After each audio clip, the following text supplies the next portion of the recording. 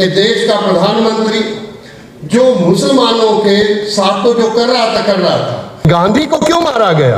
गांधी को इसलिए नहीं मारा गया, इसलिए मारा गया कि गांधी ही था जिसने इस हिंदुस्तान को भारत बनाया, जिसमें सिख और मुस्लिम को इकट्ठा किया। आप आओ, आप इसके हकदार हो, सिख हो चाहे वो मुस्लिम हो, इन दोनों ने भुगते हैं। आज हम उसी का जायजा ले रहे हैं। शायद सिखों को हिंदू ही मान लिया जाता है।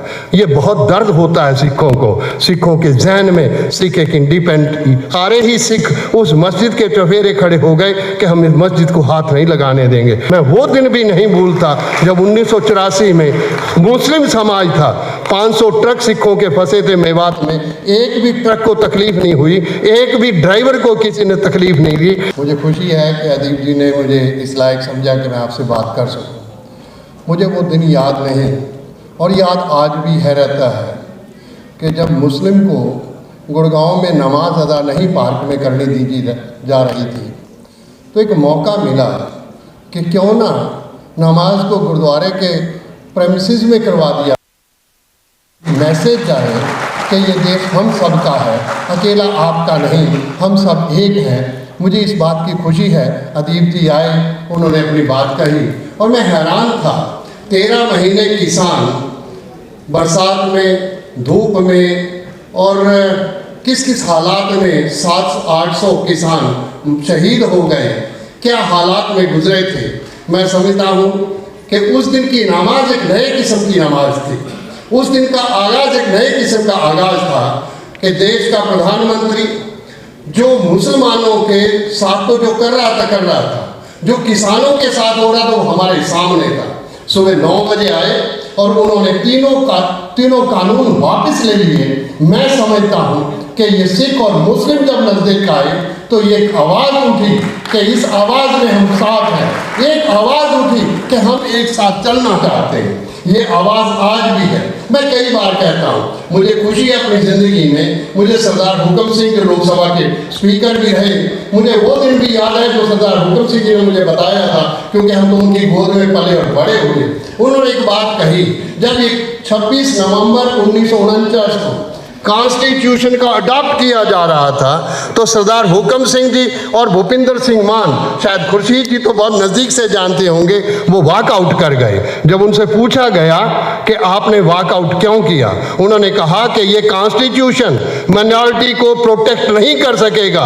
मैं आज समझता हूँ जो हालात पिछले 50 वर्ष से हम लोगों ने, चाहे वो सिख हो चाहे वो मुस्लिम हो, इन दोनों ने भुगते हैं। आज हम उसी का जायजा ले रहे हैं कि आज हम कहाँ खड़े। हमें यह बात समझ में आनी चाहिए। और सरदार हुकम सिंह जी से जब वो लोकसभा के स्पीकर बने तो उसे फॉरेन प्रेस ने उनसे पूछा, यह बात भी उन्होंने ही मुझे बताई कि मैंने उनसे पूछा कि अब जिस कॉन्स्टिट्यूशन की अडॉप्शन के समय आप वॉकआउट कर गए थे, अब आपके पास क्या ऑप्शन है, क्या उसी को प्रोटेक्ट करेंगे?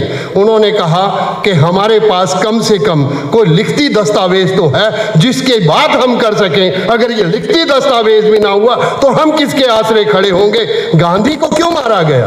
गांधी को इसलिए नहीं मारा गया कि वो 55,000 करोड़ या 55 करोड़ की बात थी, इसलिए मारा गया कि गांधी ही था जिसने इस हिंदुस्तान को भारत बनाया, जिसमें सिख और मुस्लिम को इकट्ठा किया। आप आओ, आप इसके हकदार हो, इसके बराबर के हकदार हो, इसीलिए उनको मारा गया। शायद हम समझ नहीं सके, सो मैं ज्यादा आपका समय ना लूं। मैं केवल एक अपील करता हूं। मुझे याद है जब अदीब जी के साथ मुझे रामपुर और मुरादाबाद और बाकी जगह पे जाने का मौका मिला, उन लोगों के बीच में मैं कहने का बहुत मुझे पंजाब में भी जाने का मौका मिला। आज मुझे खुशी है कि पंजाब से 7 मेंबर पार्लियामेंट इस पार्लियामेंट में हैं। मैंने ये बात श्रोमणी गुरुद्वारा प्रबंधक कमेटी से भी कही कि एक मौका है, आज हमें उनके साथ खड़ा होना चाहिए। आज हमने 1970 और 80 के दशक की तरफ बढ़ना चाहिए। हमने एक गलती की जब इंदिरा गांधी जी 1973 में जदार गुरचंद सिंह टोडा को बुलाकर कह रही थी कि आओ मिलकर मेरे साथ चलें, और ज्योति बसु बंगाल से बुलाया था। अगर हम उस समय हो जाते शायद ये दिन हमें ना देखने पड़ते। हमने ये दिन अपने कारणों करके भी देखे हैं, शायद हम समझ नहीं। मुझे एक दर्द ज़रूर होता है जो मैं अदीब जी के और सब के सामने कहता हूँ, शायद सिखों को हिंदू ही मान लिया जाता है। ये बहुत दर्द होता है सिखों को। सिखों सिखों के जहन में सिख एक इंडिपेंडेंट सोच है, एक विचारधारा है। मैं बस लास्ट एक शब्द कहकर गुरु नानक की एक बात कह के आपको कहता हूँ। गुरु नानक ने कहा, पब्बर तू हरियावला कमला कंचन वन, कह दोखड़े सड़ियो काली होइया देवरी, नानक मैं तन भंग।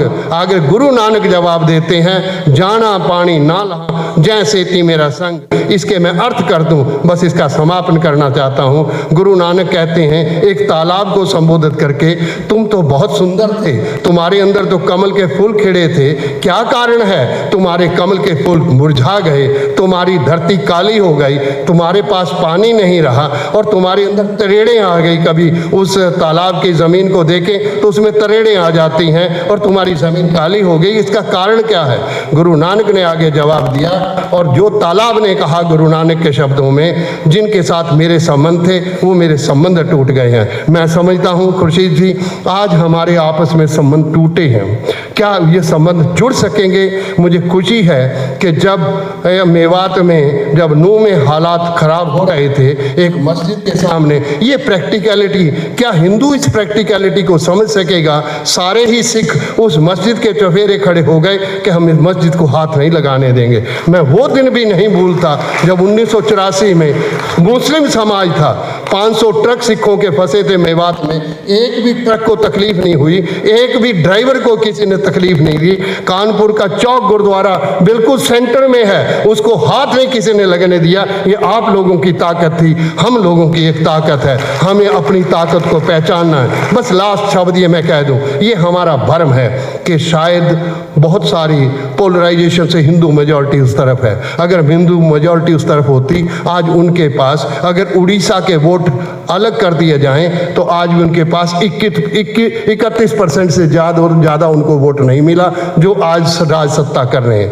राज सत्ता में आपका हक ज़्यादा आज भी है, आपके 20% है, 3% सिख हैं, 3% क्रिश्चियन हैं, 26% वोट के आप हकदार हैं। आज कंसोलिडेशन के, अगर ये गलती उन्होंने की, हम तो ये गलती ना करें। कंसोलिडेशन, हम तो कभी कंसोलिडेट नहीं कर रहे थे, हम तो कहीं इकट्ठे नहीं हो रहे थे। ये आपकी मूर्खता का कारण है कि आज हमें सोचना पड़ रहा है कि हम भारतीय होने के साथ साथ, मैं समझ रहा हूं कि मैं सिख हूं, खुर्शीद जी समझ रहे कि मुसलमान हूं, और वो क्रिश्चियन समझता है कि मैं सिख हूं। ये आपके कारणों करके हुआ, ये तो हमारा भारत था, हम भारतीयता रहना चाहते हैं, इसको भारत रहने दो, हम इसको भारत उजड़ने नहीं देंगे। ये हमारा संकल्प होना चाहिए, हमें आगे बढ़ना चाहिए। आओ मिलकर आगे चलें। मुझे वो दिन भी याद है जब राहुल गांधी ने पंजाब जाना था, मैं 2 दिन पहले पंजाब में गया, श्रोमणी गुरुद्वारा प्रबंधक कमेटी के जनरल सेक्रेटरी गुरचरण सिंह ग्रेवाल को मिला, उनसे कहा कि जो समय बीत गया उसको दोबारा ना आने दें, आओ मिलकर आगे बढ़ें। कम से कम वो आए हैं, हमें उनका साथ देना चाहिए। मुझे खुशी हुई, और उसके बाद जब बाद में गए, जब 3 दिन उन्होंने सेवा की, मैं दिल से उनका सम्मान करता हूं राहुल जी का, जिन्होंने 3 दिन जो सेवा की, जिससे सारे सिख आपके साथ खड़े हो गए। और मैं समझता हूं कि ये 7 मेंबर पार्लियामेंट पंजाब से आना एक हमारी ताकत है, हमारे आपके साथ जुड़ाव है। आओ मिलकर आगे बढ़े। बहुत बहुत शुक्रिया, बहुत बहुत शुक्रिया, बहुत।